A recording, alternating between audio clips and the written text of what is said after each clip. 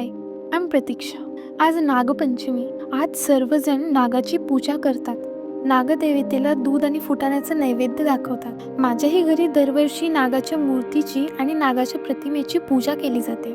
बाबा दरवर्षी नवीन कागदावर नवीन नागाचे चित्र काढतात. यावर्षी आई मला म्हणाली, तू नागाची छान चित्र बनव, म्हणजे मी ते फ्रेम करून घेईन आणि दरवर्षी नवीन चित्र काढावी नाही लागणार.